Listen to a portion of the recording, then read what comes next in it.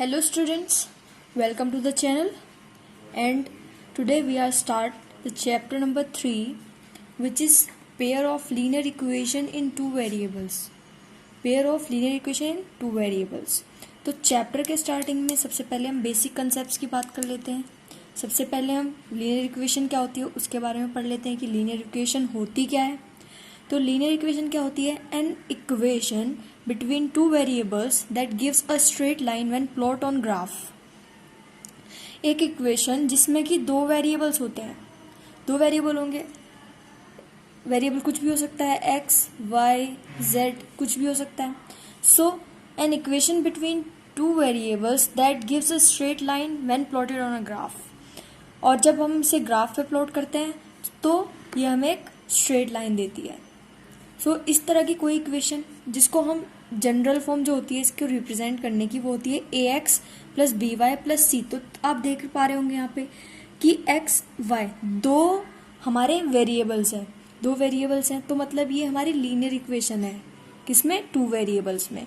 सो जहाँ पे A B C, जहाँ पे ए बी सी हमारे रियल नंबर्स हैं.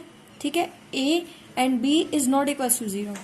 ए भी जीरो नहीं हो सकता, बी भी जीरो नहीं हो सकता. अगर ए जीरो हो जाएगा तो सिर्फ एक वेरिएबल में इक्वेशन बन जाएगी. अगर बी जीरो हो जाएगा तब भी हमारी एक ही वेरिएबल की इक्वेशन बचेगी, तो वो टू वेरिएबल में नहीं होगी. सो इसका जो ग्राफ होता है वो एक्स एक्सिस वाई एक्सिस में स्ट्रेट लाइन शो करता है हमें, जैसे कि मैंने यहाँ पे बना के दिखाया है आपको. कोई भी एक्स वाई के लिए हमारी जो इक्वेशन होगी a x plus b y plus c, ये जनरल इक्वेशन लिया है मैंने. कोई भी हमारी इक्वेशन होगी तो उसके लिए हमें स्ट्रेट लाइन का ग्राफ मिलेगा. सो ये याद रखें कि ए बी जीरो नहीं हो सकते. ये हमारा फर्स्ट पॉइंट था. तो हमारी लीनियर इक्वेशन क्या होती है वो फर्स्ट पॉइंट में हमने डिस्कस किया. अब सेकंड पॉइंट में हम क्या डिस्कस करने जा रहे हैं? Two linear equation in same two variables are called pair of linear equation in two variables. So pair of linear equations क्या होती है? मतलब कि जो वेरिएबल हैं वो तो सेम हो बट जो रियल नंबर्स हैं हमारे कोएफिशिएंट्स होंगे एक्स वाई के वो चेंज हो जाएं तो वो हम पेयर ऑफ लीनियर इक्वेशन कहते हैं उसको. ठीक है. तो उसका जनरल फॉर्म क्या होता है? उसका जनरल फॉर्म होता है a one x plus b one y plus c one is equals to zero. ये हमारी एक इक्वेशन हो गई. A two x plus b two y plus c two is equals to zero, ये हमारी दूसरी इक्वेशन हो गई. सो यहाँ पे क्या है? जो एक्स है वाई है दोनों में सेम है. तो जो पॉइंट था उसमें यही कह रहा था कि same two variables variables same होंगे. ठीक है. A one b one c one a two b two c two ये कुछ भी हो सकते हैं, बस वेरिएबल सेम होंगे. तो उसको हम क्या कहेंगे? Linear equation in two variable का पेयर, मतलब पेयर बोलेंगे उसको, पेयर ऑफ लीनियर इक्वेशन. तो पेयर ऑफ लीनियर इक्वेशन बोलेंगे where a one b one c one a two b two c two are real numbers, जहाँ पे ये दोनों रियल नंबर्स होंगे. And a one square plus b one square is not equals to zero and a two square plus b two square is not equals to zero. ऐसा क्यों? अगर कुछ भी जीरो होता है हमारा, ये हमारी कंडीशन है इसके लिए कि a one square plus b one square is not equals to zero होना चाहिए and a two square plus b two square is not equals to zero होना चाहिए. तो ये हमारी जनरल फॉर्म हो गई किसी भी पेयर ऑफ लीनियर इक्वेशंस की, और जहाँ पे a one b one c one a two b two c two are real numbers and ये हमारी इसकी कंडीशंस हैं. ओके. सो अब थर्ड पॉइंट की बात करते हैं.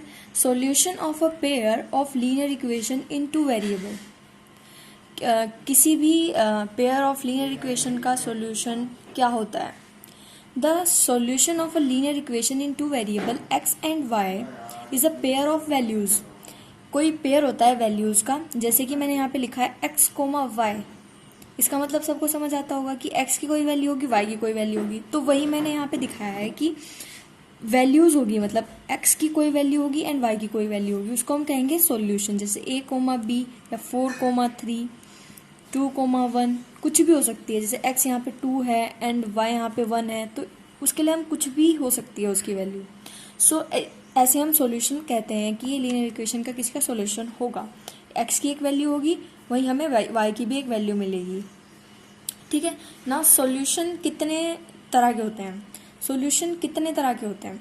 सॉल्यूशन हमारे दो तरह के होते हैं यहाँ पे, एल्जेब्रिक मेथड से होता है, एक ग्राफिकल मेथड से होता है। सो एल्जेब्रिक मेथड में भी 3 मेथड और होते हैं हमारे, substitution method, elimination and cross multiplication. जब भी हमारे पास सब्स्टिट्यूशन का मतलब क्या होता है? सब्स्टिट्यूशन मतलब कि कोई दो इक्वेशन दी गई हैं, किसी एक इक्वेशन में से हमने एक वैल्यू लेकर दूसरे में सब्स्टिट्यूट कर दी, उसको हम सब्स्टिट्यूशन मेथड कहते हैं। एलिमिनेशन क्या कहते हैं? एलिमिनेशन में दो इक्वेशन है, किसी एक वेरिएबल को हमने हटा दिया इन दोनों में से, उसको हम कहते हैं elimination method. Cross multiplication method मैं आपको डिटेल में बताऊंगी जब क्रॉस मल्टीप्लिकेशन हमारे पास आएगा। एंड ग्राफिकल मेथड में हमें ग्राफ में इक्वेशंस को ड्रॉ करके पता चलेगा कि उसके कितने सॉल्यूशन हैं, कैसे है। सो वो भी हम डिटेल में करेंगे। तो इस वीडियो में इतना ही। इसकी एक शॉर्ट बेसिक कंसेप्ट मैंने आपको बता दिया है इस वीडियो में। सो अभी जैसे भी हम कोई एक्सरसाइज करेंगे इस चैप्टर की, उस एक्सरसाइज के बारे में जितना भी डिटेलिंग होगी, कुछ नई चीज़ होगी, मैं वीडियो से पहले आपको ज़रूर बताऊंगी। Thank you for watching videos and subscribe the channel guys.